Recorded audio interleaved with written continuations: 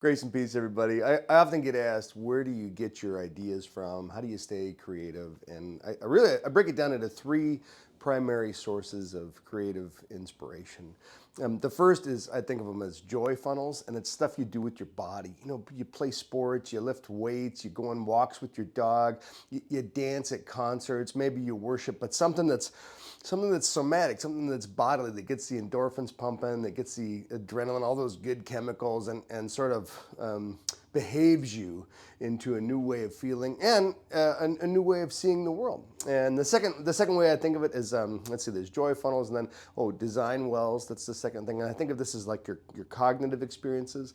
And for me, of course, I love to read. I love to read all kinds of design books. I like to explore aesthetics. I like to go and see museums and art displays and walk around big cities. And my brain is just feeding on these things all the time as I'm combining ideas and mixing them. And of course, I'm not the only one. Everybody's, I think, largely like that. So you get your joy funnels, your design wells, and then your reservoirs of meaning.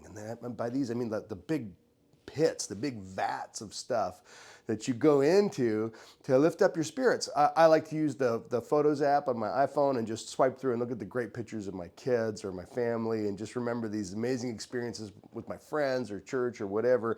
And those things sort of anchor me and ground me in the fact that we've had great times before. God's been on the move since I've been born. God's still on the move. And so it gives me this sense of being caught up in God's divine story. And so between those three things, joy funnels, design wells, reservoirs of hope, meaning, and expectation, I find that the creative energies always keep simmering, keep bursting forth in new ideas, new manifestations of God's creativity, mercy, and grace, and it keeps things exciting. Now, of course, how you do it can be totally different, but that's just one of the simple things that we like to talk about in our cohorts, our peer design cohorts here at the Visaris Chapter House. And man, I'd love to talk to you about it. If you're looking for a way to stay connected and stay fresh, and give me a holler. Let's figure out something. Man, you might be worried about finances. We got all kinds of options to help you out with that. We have donors who want to provide scholarships. We have people who are willing to help you out and meet you partway through. If you're worried about the time, man, we only meet every other week for an hour. But I tell you what, it sparks people. It keeps people on track.